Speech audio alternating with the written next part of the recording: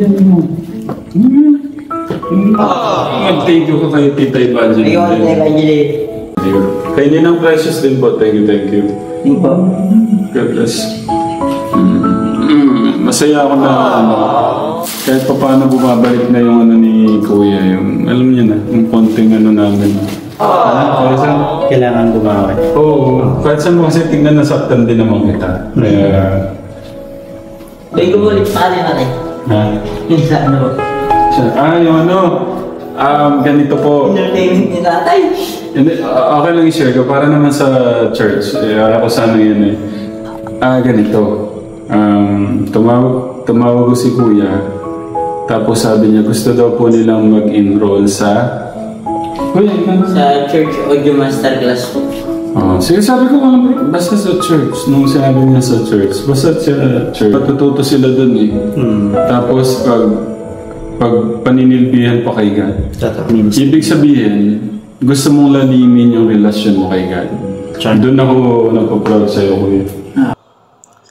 Ayun po, stop po muna natin. So in this video po is dalawang topic po yung pag-uusapan natin. So first is tungkol nga po dito sa pagbabalik or yung lambing po ni Luis is bumalik na nga po talaga. Kasi nung nakaraan is napag-usapan na natin to pero hindi masyadong na highlight.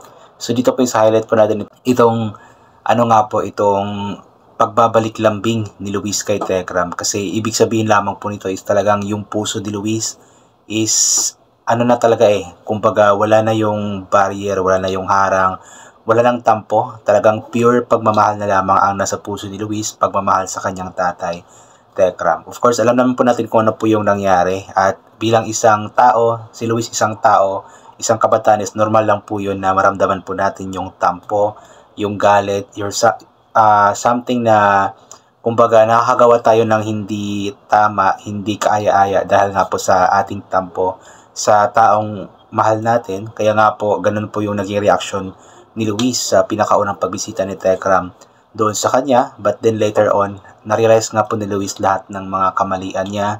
Na-realize niya na yung mga ginagawa ni Tekram is para lamang din talaga sa ikakabuti niya. Kaya muling nanumbalik nga po yung pagmamahal sa puso ni Luis para sa kanyang tatay Tekram sa Manalastas family.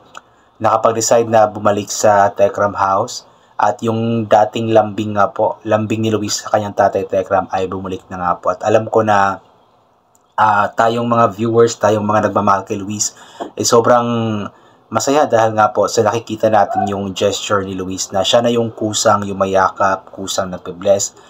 Basta kusang naglalambing na po siya kay Tekram. Hindi tulad dati na talagang parang may barrier pa. At ngayon na since siya na nga po yung panganay sa pamilya ni Tekram, ay alam ko na magagampanan ni Luis ng maayos ang kanyang pagiging panganay sa pamilya ni Tekram. Kasi napakabuting bata din ito.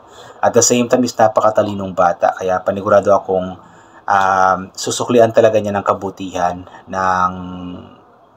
susuklian niya ng kabutihan ang lahat ng tulong na ibinibigay sa kanya ng mga taong nagmamahal sa kanya, especially ang kanyang mga ninang, ninong, and of course, higit sa lahat, ang kanyang tatay Tekram, at ang pinakahigit sa lahat, ang ating Panginoon. Kasi lahat ng mga bagay na nangyayari sa buhay ni Luis is talagang kaloob sa atin or plano ng ating Panginoon para sa kanya.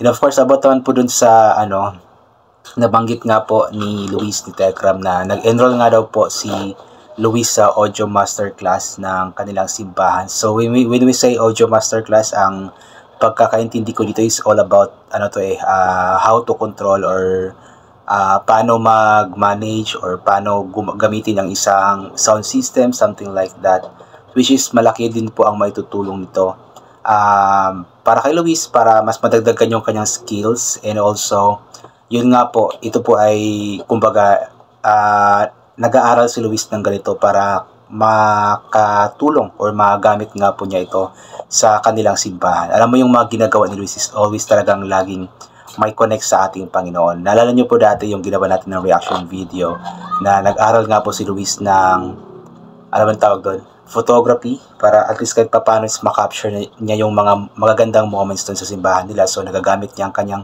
photography skills sa kanilang simbahan sa pagsisilbi sa ating Panginoon. And ngayon naman po is nag-aaral siya ng audio masterclass para magamit din po sa events sa kanilang simbahan, which is napakaganda po nun para mas lalong palalimin nga po yung kanyang connection kay God. Yun nga po yung sabi ni Tekram. Kasi since nag-aaral siya ng ganito, so every time may event sila na nga po, parang 5 yata po sila. So every time may event sila na nga po yung magkakandak ng something like about sa sound system, something like that. Di ko masyadong ma-explain, pero about sa sound system po ito, kapag sinasabi po natin audio masterclass, something like that. So maganda po ito para mas lalong matagdagan yung skill ni Luis at magagamit pa niya ito sa kanilang simbahan, kaya good job kay Luis. So tara po, ipagpatuloy po natin ang panonood. Solicit lang yun, pero Hindi solicit natin po. Okay lang yung problema para sa church at saka sa ano sila eh. Kumbaga matututo sila dun eh. Tapos pag paninilbihan pa kay God. Totoo. Yung parang, di ba? Involvement mo dun sa ministry. Ibig sabihin, gusto mong lalimin yung relasyon mo kay God. Doon ako nagpo-proud sa'yo, Kuya. So ngayon, nakikita ko na gusto pa ni Kuya na parang palilimin yung... Kasi isang way yun para palilimin mo yung relasyon mo kay God eh. Kaya ako naman, sobrang natutuwa naman na yung mga ginagawa pa ni Kuya ngayon para makabawi. No? surprise.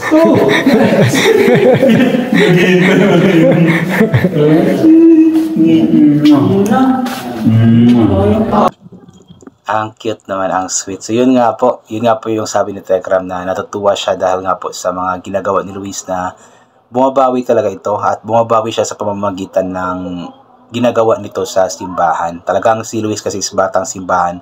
Kung wala sa bahay, nasa simbahan ito, which is yun yung maganda para sa isang kabataan katulad ni Luis na hindi tumatambay sa mga bad influence na mga lugar, na mga barkada, kundi doon siya tumatambay sa simbahan at sa mga good influence na mga ka-churchmates niya. Ayan.